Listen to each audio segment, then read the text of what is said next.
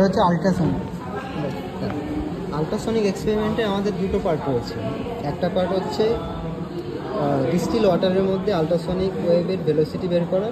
আরেকটা পার্ট হচ্ছে যদি ডিস্টিল ওয়াটারের মধ্যে আমি অ্যালকোহল মিক্স করে একটা সলিউশন তৈরি করি, সেই সলিউশনের কনসেন্ট্রেশনের সঙ্গে সঙ্গে ভেলোসিটি কীভাবে চেঞ্জ হচ্ছে, এই একটা পার্ট। প্রথম যে থিওরিটা হচ্ছে, আমার আগে ইনস্ট্রুমেন্টগুলো আমি দেখে নিচ্ছি। এটা রয়েছে আমাদের আল্ট্রাসনিক ইন্টারফেরোমিটার। এটা একটা ওয়েভ জেনারেট করে, যেটা হচ্ছে 2 মেগাহার্জ ওমেগা 2 মেগাহার্জ যে একটা ওয়েভ জেনারেট করে। যে ওয়েভটার এখান থেকে বেরিয়ে এসে এটা ঢুকে এখানে কি আছে, এর মধ্যে একটা পিজো ক্রিস্টাল রয়েছে। পিজো ক্রিস্টালের কাজ হচ্ছে ইলেকট্রিক্যাল এনার্জিকে ও মেকানিক্যাল এনার্জিতে ট্রান্সফার করে। তার মানে এটা যখন আমি লাইন দেবো তখন এটা 2 মেগাহার্জ ফ্রিকোয়েন্সিতে ভাইব্রেট করতে শুরু করবে। এই ভাইব্রেশনটা এই এখানে একটা এটার মাধ্যমে এখানে কাপলিং হবে, আর এর ভিতরে একটা পিস্টনের মতো একটা প্ল্যাটফর্ম রয়েছে, ওটাকে সেম ফ্রিকোয়েন্সিতে ভাইব্রেট করতে শুরু করবে।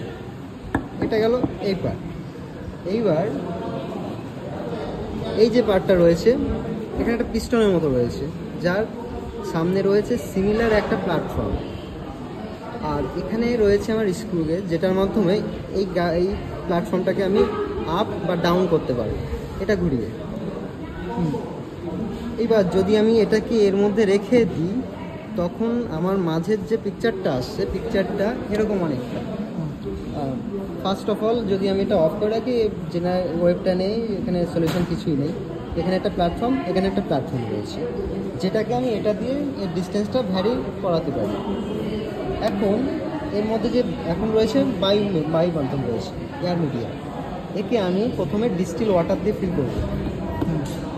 আমার কাছে এখানে ডিস্টিল ওয়াটার রয়েছে, এটা দিয়ে আমি ফিল করব।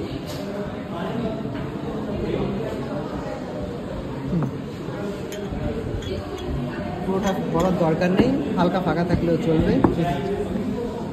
এটাকে জাম করে দেবো, তারপরে এটাকে আস্তে করে,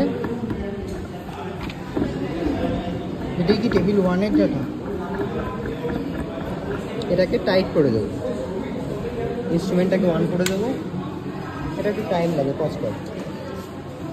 আচ্ছা, তো আমার ইনস্ট্রুমেন্ট আমি অন করে ফেলেছি, এখান থেকে সব কিছু সেট হয়ে গেছে। এবার আমার গেইনটার কাজ হচ্ছে আমার ডিফ্লেকশানটা, এখানে একটা ডিফ্লেকশান দেখা যাবে, ডিফ্লেকশানটাকে আমি বড় করে দেখার জন্য এই জন্য আমি গেইনটা সেট করবো, হাইয়ের কাছাকাছি রাখবো। অ্যাডজাস্ট হচ্ছে আমি কাটাটা কোন জায়গায় রাখবো। সব থেকে বেটার হয় আমি 40 আর 60 মাঝে রাখলে। তো এখানে রেখেছি। এবার আমার এখানে যে মিডিয়াটা রয়েছে, মিডিয়ার মধ্যে একটা স্ট্যান্ডিং ওয়েভ জেনারেট হবে, কিন্তু সমস্ত পজিশনে স্ট্যান্ডিং ওয়েভ জেনারেট হবে না। এই যে প্ল্যাটফর্মটা রয়েছে, এই প্ল্যাটফর্মটা যদি এই নবগুলোর এখানে থাকে, এই পজিশনে হবে, এই পজিশনে হবে, বা এরকম পজিশনে ল্যামডার মাল্টিপল ডিস্টেন্সের ওয়েভগুলো জেনারেট হবে। এখন আমি এটা এই ডিস্টেন্সগুলো মাপ করি নোটগুলোর মধ্যে। তার জন্য আমি আগে রেফারেন্স পয়েন্টে যাব। রেফারেন্স পয়েন্টে যাওয়ার জন্য আমি স্ক্রু গেজটা ঘুরিয়ে দেখব, এটাকে সবার আগে 0-র কাছে নিয়ে আসবো।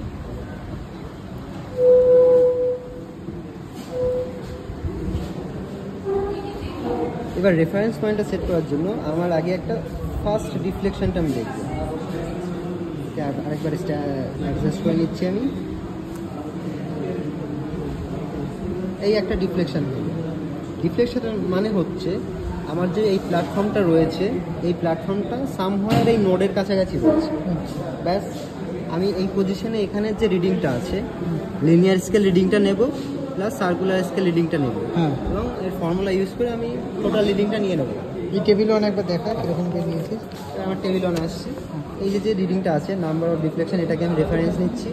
এর corresponding linear scale reading, circular scale reading. 20টা কি 1-20 আমি বলছি নেক্সট টাইম 3, আর টোটাল রিডিং এটা আসছে। তো এই অবধি হয়ে গেল আমার এই পজিশনটা। এবার আমি 20খানা ডিফ্লেকশন দেখব। 20টা ডিফ্লেকশন দেখার জন্য আমি একে 20 বার মানে এটা ঘোরাবো, আর আমি 20খানা ডিফ্লেকশন কাউন্ট করবো। তো দেখছি একটা, সরি,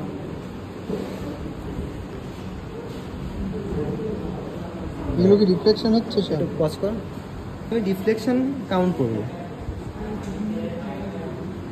এটা ঘোরাচ্ছি, 1, 2 3 4 5 6 7 8 9 10 11 12 13 14 15 16 17 18 19 20। এটা হচ্ছে আমার 20তম ডিফ্লেকশন। এই পজিশনটা আমি নোট করব। এখানে আছে 5 6 7 পয়েন্ট সামথিং হ্যাঁ, আর ঠিক, সার্কুলার স্কেলে একটা circular। রিডিং আছে। সেই রিডিংটাকে আমি এখানটায় লিখব। দেখুন। লিখলে এর মধ্যে ডিস্টেন্সটা আমি এখানে পেয়ে যাব। হুম। সিমিলার প্রসেসে আমি 40খানার জন্য একটা রিডিং নেব, 60-এর জন্য রিডিং নেব। 60 নেওয়ার পর ওটাকে আবার ডাউন সাইডে আনার আবার চেষ্টা করব। উল্টো দিকে, এটাকে উল্টো দিকে হ্যাঁ, ঘোরাবো। উল্টো দিকে ঘোরাবো। ঘোরালে 40 একটা রিডিং নেব, 20-তে একটা নেব, আবার একে একটা নেব। হ্যাঁ। তো এদের মধ্যে যে ডিফারেন্সগুলো, সেই ডিফারেন্সগুলো বের করে এর একটা অ্যাভারেজ নেব। ফর্মুলায় বসালে আমার ভেলোসিটিটা বেরিয়ে আসবে। এরকম 2-3টে সেট ডাটা নিলে এটা কিছু, এটাও ডিস্ট্রিল অর্ডার? এটা পুরোটাই ডিস্টিল অর্ডারের জন্য নেওয়া হয়েছে। এইটা কখন শুরু করবো আবার এটা? এটা বেসিক্যালি একবার হয়ে গেল তো, হ্যাঁ। এবার এটাকে আবার ওখান থেকে এবার শুরু করা যেতে পারে। আচ্ছা, আচ্ছা। ফলে এররটা মিনিমাইজ হবে যত হ্যাঁ। বেশি ডাটা নেবে। একটা নিলেই যথেষ্ট। এটা করার পরে একটা মেইন ভেলোসিটি পাবো, যেটা হচ্ছে 1495 মিটার পার সেকেন্ড পাস করে। নেক্সট পার করার জন্য এরকম একটা টিউবে আমায় 25 ml 100% কনসেন্ট্রেশনের ইথাইল অ্যালকোহল দেওয়া হবে। তো যেহেতু আমরা সলিউশনের বের করবো, সেহেতু 100%-এর জন্য ডাটা নেবো না, আমরা কনসেন্ট্রেশন কিছুটা রিডিউস করবো। তার জন্য 25 ml 100% কনসেন্ট্রেশনের অ্যালকোহলের মধ্যে আমি 10 ml জল মেশাবো। তাহলে একটা ফর্মুলা আছে, ফর্মুলার মাধ্যমে আমি এখানটায় রয়েছে, ফর্মুলার মাধ্যমে আমি ওর কনসেন্ট্রেশন কত আছে সেটা পেয়ে যাব। এটা পেয়ে যাব। এবার এই সলিউশনটাকে আমি এই জলটার জায়গায় এটা দিয়ে রিপ্লেস করব। রিপ্লেস করার পরে এদিকে দেখো, এই জলটাকে সলিউশনটাকে আমি জলের পরিবর্তে সলিউশনটাকে ইউজ করব। ইউজ করে সেম প্রসিজিওর অ্যাপ্লাই করব। করে আমি একটা টেবিল যেটা পাবো, এরকম একটা টেবিল পাবো, এবং এখানেই সিমিলারলি আমি এটা কি কনসেন্ট্রেশন? এটা কনসেন্ট্রেশন, এটা কনসেন্ট্রেশনের সঙ্গে আমি ভ্যারিয়েশনটা দেখছি। তো 71.4-এর জন্য আমি সেম জলের জন্য যেটা করেছিলাম হ্যাঁ। সেম প্রসেস এখানে অ্যাপ্লাই করব। এই অবধি পৌঁছানোর পরে আমার একে ডাইলিউট করতে হবে। হ্যাঁ।